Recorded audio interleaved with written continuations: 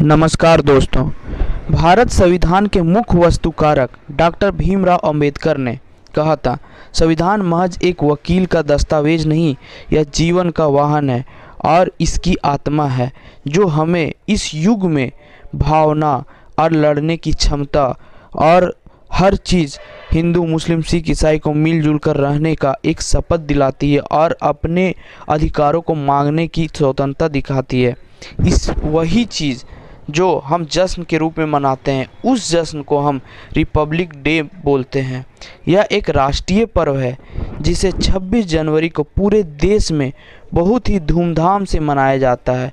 इस दिन हमारे देश का संविधान लागू किया गया था, लेकिन क्या आपको पता है कि हमारा संविधान 26 नवंबर 1949 में ही बनकर तैयार हो गया था, लेकिन फिर भी इसे लागू करने में 26 जनवरी तक क्यों वेट किया गया? ये 2 महीना तक इंतज़ार क्यों किया गया?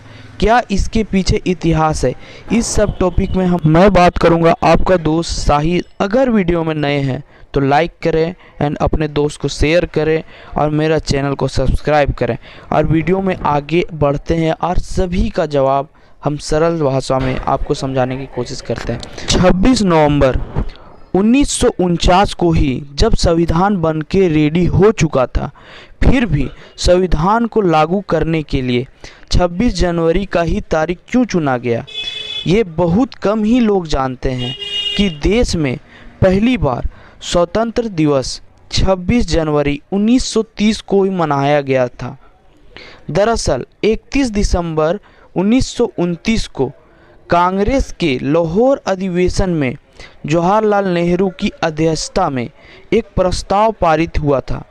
इस प्रस्ताव में यह मांग की गई थी कि अगर ब्रिटिश सरकार ने 26 जनवरी 1930 तक भारत को उपनिवेश का दर्जा नहीं दिया तो भारत को पूर्ण रूप से स्वतंत्र घोषित करना पड़ेगा।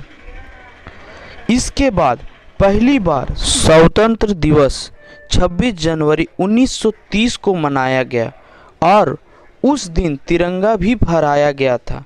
तभी से 26 जनवरी की तारीख देशवासियों के लिए काफ़ी महत्वपूर्ण हो गई थी। जब देश 15 अगस्त 1947 को अंग्रेज़ों से पूर्णतः आज़ाद हो गई और स्वतंत्र हो गई, उस दिन सभी के लाइफ में एक फ्रीडम का जश्न आया।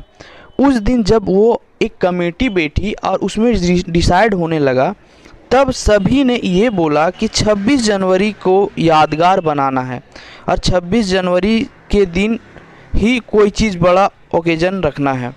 तो जब 26 नवंबर 1949 को संविधान बन के तैयार होने के बाद भी उसे उस दिन ना घोषित करके 2 महीने के बाद 26 जनवरी 1950 को इसे लागू किया गया और भारत में पहले राष्ट्रपति डॉक्टर राजेंद्र प्रसाद ने 21 तोपों की सलामी के साथ झंडा फहराया और वो यादगार बन गया, जिसे हम अपने आज़ादी और एक गरीब का जो तबका है वो उठ के अगर सवाल पूछे, वो संविधान दिया और संविधान